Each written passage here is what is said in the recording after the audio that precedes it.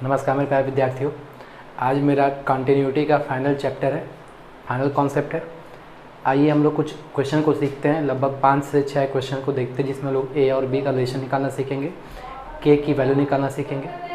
तो देखिए हमारे सामने क्वेश्चन दिया हुआ है fx1 if x is lower than equal to 3, ax plus b if x is greater than 3 and lower than 5, 7 if x is greater than equal to 5 है। और कह रहा है कि f is continuous, find a and b, a और b की value निकालनी है। आइए बच्चों, शुरू से लेकर लास्ट तक आप हमारे वीडियो में बने रहिएगा, बहुत मज़ा आने वाला है, बहुत कुछ आप सीखने वाले हैं। तो देखिए हमें इसमें सॉल्व करना है, तो सबसे पहला काम देखो किसने दिया क्या है। हमेशा इसको देखते हैं कि भाई किस पॉइंट पे ये कंटिन्यूस है और किस पॉइंट पे कब लेफ्ट हैंड लिमिट और राइट हैंड लिमिट कैसे निकालेंगे। तो देखो यहाँ पर दिया हुआ है कि भाई 3 से छोटे के लिए क्या है, 1 है, बराबर के लिए छोटे के लिए 1 है। इसका मतलब ये कि यहाँ छोटे के लिए लेफ्ट हैंड लिमिट निकालते हैं और देखो 3 से बड़ा के लिए क्या दिया हुआ है, ax प्लस b। इसका मतलब ये है कि 3 को लेकर एक बार लेफ्ट हैंड लिमिट निकालेंगे, एक बार राइट हैंड लिमिट निकालेंगे, तो यहाँ से इक्वेशन बन जाएगा। 3 को अलग सॉल्व करेंगे, फिर क्या करेंगे हम लोग, देखो यहाँ 5 है, x की वैल्यू 5 से छोटा है और x की वैल्यू 5 से बड़ा और बराबर है। इसका मतलब एक और वैल्यू दिया हुआ है, 3 पे अलग लेफ्ट हैंड और लिमिट और राइट हैंड लिमिट निकालेंगे और 5 पे अलग लेफ्ट हैंड लिमिट और राइट हैंड लिमिट निकालेंगे। हमें 2 इक्वेशन बनेगा और दोनों इक्वेशन को सॉल्व कर लेंगे, लीनियर इक्वेशन को, हमें a और b की वैल्यू मिल जाएगी। तो आइए देखते हैं, क्वेश्चन को देखते ही समझ में आ जाता है कि भाई इसको लगाना कैसे। तो हम क्या करते हैं, at x is equal to 3 पर निकालते हैं। उम्मीद करते हैं कि आपको दिख रहा होगा। तो एकदम सिस्टम से हम सॉल्व करते हैं। Left hand limit x tends to 3 minus 3 से कम के लिए तो हम लिखेंगे लिमिट h टेंस टू 0 और यहाँ 3 माइनस एच, 0 माइनस एच नहीं लिखते हैं। जब ये x की वैल्यू 0 होती है तब 0 माइनस एच लिखते हैं, 0 पे निकालना होता है, ठीक है। तो कन्फ्यूजन नहीं होना है। 3 माइनस एच तो यहाँ लिखेंगे 3 माइनस एच, क्योंकि 3 कम से निकालना है। तो देखो अब ध्यान देखिएगा, लेफ्ट हैंड लिमिट की वैल्यू हमें क्या दिया हुआ है, इसकी वैल्यू क्या हो जाएगी, 1 हो जाएगी, डायरेक्ट दिया हुआ है क्योंकि x तो है नहीं। तो जो लेफ्ट हैंड लिमिट की वैल्यू 1 है, इसी तरीके से बच्चों हम लोग क्या करते हैं, राइट हैंड लिमिट निकालेंगे।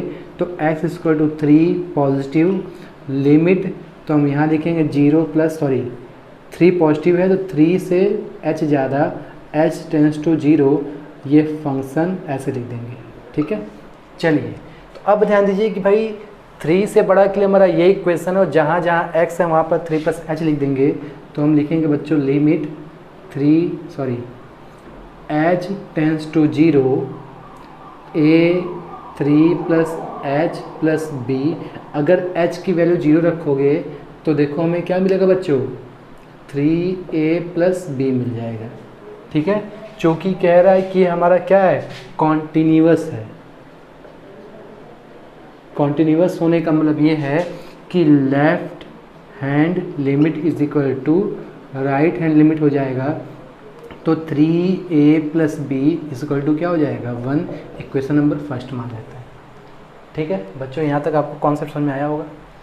अब हम क्या करेंगे, एक बार 3 पे left hand limit right hand limit निकाले, इसको लिए। अब हम लोग क्या करेंगे, 5 पे लेफ्ट हैंड लिमिट और राइट हैंड लिमिट निकालें, क्योंकि 5 भी दिया हुआ है। तो आइए हम रिजल्ट सॉल्व करते हैं। तो देखो यहीं पे निकालेंगे हम लोग, एट x टेंस टू 5 पे, ठीक है। तो हम लोग लिखेंगे left hand limit x tends to 5 minus, ठीक, यहाँ लिखेंगे limit h tends to 0 function 5 minus h, ठीक है। तो लिमिट h टेंस टू 0, तो जहाँ जहाँ हमारा x है वहाँ पर 5 माइनस एच लिखेंगे। तो a 5 minus H plus b, जहाँ h की वैल्यू 0 रखेंगे हमें मिल जाएगा 5a प्लस b, ठीक है। तो आइए इसी तरीके से अगला क्वेश्चन लगाते हैं। यहाँ पर हम निकालेंगे राइट हैंड लिमिट। जब बच्चों निकालेंगे तो ये हो जाएगा x टेंस टू 5 प्लस, उम्मीद करते हैं यहाँ तक दिख रहा होगा, ठीक है। तो लिखेंगे limit h tends to 0 function 5 plus h। और देखो 5 प्लस एच की वैल्यू हमारा कितना दिया हुआ है ना, राइट हैंड लिमिट की वैल्यू क्या हो जाएगी हमारा 7 हो जाएगा। ठीक, 5 से बड़ा के लिए राइट हैंड लिमिट 7 हो जाएगा। तो हम क्या करेंगे, देखेंगे लेफ्ट हैंड लिमिट कितना है, चूँकि ये कॉन्टिन्यूस है तो left hand limit equal to बच्चों हो जाएगा राइट हैंड लिमिट। आप देखो कि आपका 5a plus b equal to क्या मिल गया 7, इक्वेशन नंबर 2 मिल गया। ठीक है, तो आप पूरे फंक्शन को स्क्रीनशॉट आप देख सकते हो। x इक्वल टू 5 पे हमने लेफ्ट हैंड लिमिट निकाला, तो लेफ्ट हैंड लिमिट के लिए हमारा ये इक्वेशन बनेगा, जहाँ जहाँ x है वहाँ पर 5 माइनस 0 रखेंगे, सॉल्व करेंगे तो 5a प्लस बी मिलेगा। राइट हैंड लिमिट के लिए हमारा क्या दिया हुआ है 7, तो हमें ये दो इक्वेशन मिल गया, 3a plus b equal to 1, 5a plus b equal to आपका क्या दिया हुआ है 7। तो आओ बच्चों, हमारे पास यहाँ स्पेस है, मैं इस स्पेस का इस्तेमाल करता हूँ। ठीक है, चलिए, तो हमें दिया हुआ है, हम क्या करते हैं 5a plus b equal to 7, 3a plus b equal to 1, इसको सॉल्व करेंगे, घटाएंगे तो b से b गया, यहाँ 6 बच गया, यहाँ पर 2a की वैल्यू 3, a की वैल्यू 3 को हम इक्वेशन नंबर फर्स्ट में रख देंगे या किसी में भी रख देंगे, तो देखो कितना मिलेगा, a की वैल्यू 3 रखो, 3 5 जा 15 plus b equal to 7, then b equal to कितना होगा -8। तो इसका मतलब ये है कि यहाँ पर हमें मिल गया, बोर्ड छोटा पड़ जा रहा है, इतना बड़ा इक्वेशन दिया हुआ है, a की वैल्यू 3 और b की वैल्यू हमें क्या मिल गया बच्चों -8 मिल गया। तो एक बार आप इस पूरे सिस्टम का स्क्रीनशॉट ले लीजिए, मैं एक बार फिर से रिपीट कर देता हूँ कैसे सॉल्व करना है। ठीक है, ले लिया होगा। तो इस इक्वेशन में ध्यान रखिएगा कि आपको a और b की वैल्यू निकालनी है, फंक्शन जो है कॉन्टिन्यूस है, दो वैल्यू पर। देखो यही मेन चीज़ होता है, इसको रीड कर लेना चाहिए, 3 से छोटा बराबर बड़ा, इसमें आप एक बार 3 पे लेंगे तो छोटे के लिए लेफ्ट हैंड लिमिट की वैल्यू 1, राइट हैंड लिमिट की वैल्यू ये लेंगे। 5 के लिए छोटा है, 5 जो है x की वैल्यू 5 से छोटा है, जब 5 के लिए लेफ्ट हैंड लिमिट ये इक्वेशन लेंगे, राइट हैंड लिमिट ये इक्वेशन लेंगे। जैसे मैं सिस्टम सॉल्व किया वैसे सॉल्व करेंगे, दोनों की वैल्यू को हम लोग अलजेब्रा सिस्टमेटिक तरीके से, एक इक्वेशन हमको ये मिलेगा और एक इक्वेशन हमारा ये मिला है, इक्वेशन नंबर 2, दोनों को हमने यहाँ पर सॉल्व कर दिया। बहुत आसान है, एक आपका लीनियर इक्वेशन ऑफ 2 वेरिएबल दिया हुआ है, a की वैल्यू आपका 3, b की वैल्यू -8 हो जाएगा। तो इस पूरे सिस्टम का स्क्रीनशॉट ले लीजिए। आइए बच्चों, एक दो एग्जांपल हम लोग और देखते हैं।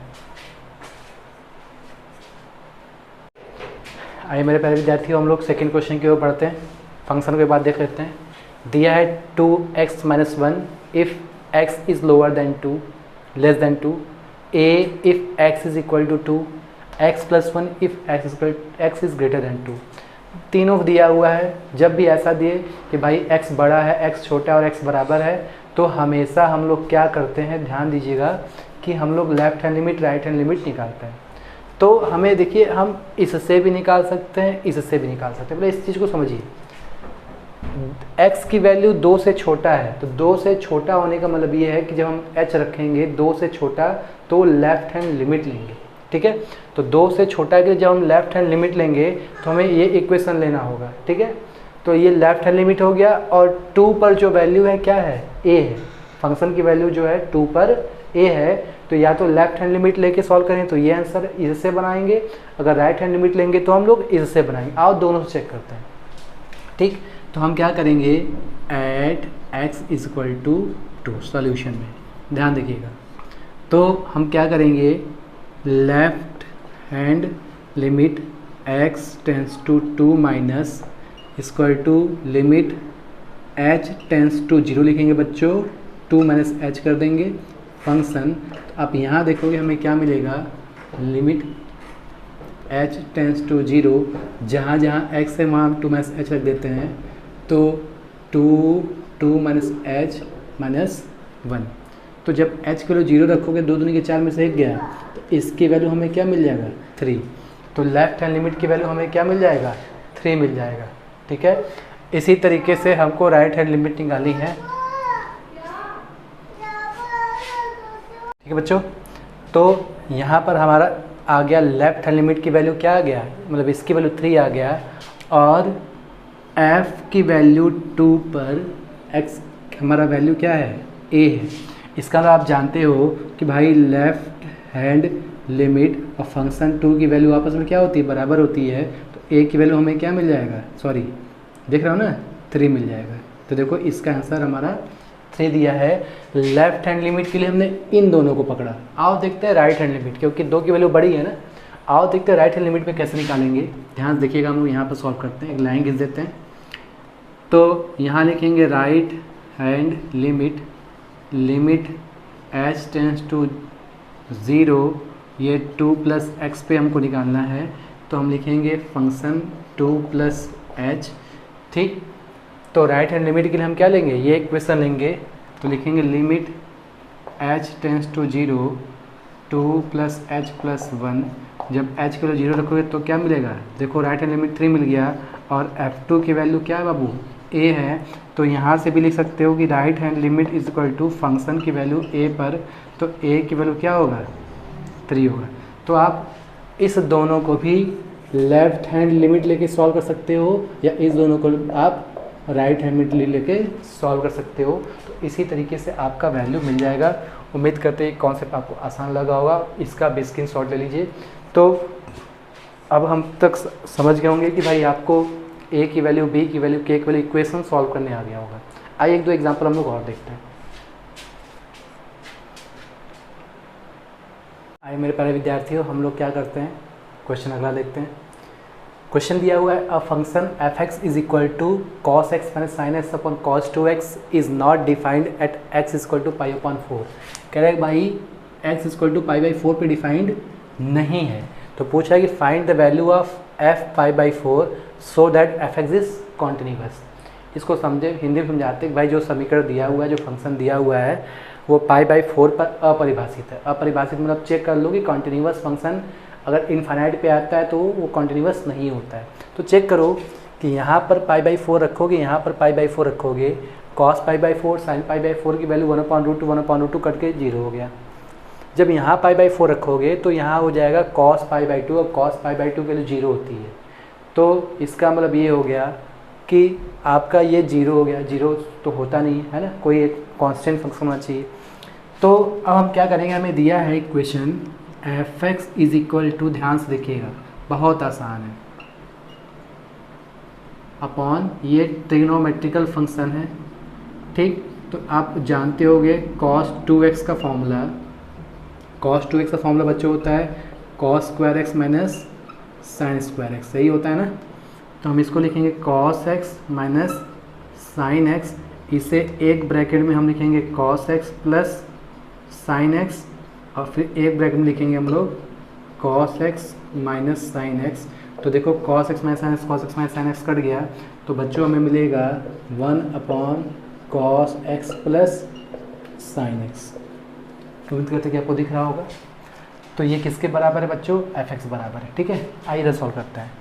तो अब हमें दिया है कि f(x) is equal to 1/cos x plus sine x दिया हुआ है, ठीक है। तो हमें निकालना है f π/4 की वैल्यू, यही पूछा है ना। तो देखो 1/cos π/4 प्लस साइन π/4, इसको जब सॉल्व करेंगे तो 1/√2 प्लस 1/√2 आएगा बच्चों। तो सॉल्व करना काफ़ी आसान है, आएगा 2/√2, इसको भेजोगे तो √2/2 आ जाएगा, ठीक है। तो जब 2/√2 का मल्टीप्लाई करोगे √2 से तो ऊपर आएगा 2/2√2 कट जाएगा, तो आंसर आएगा 1/√2।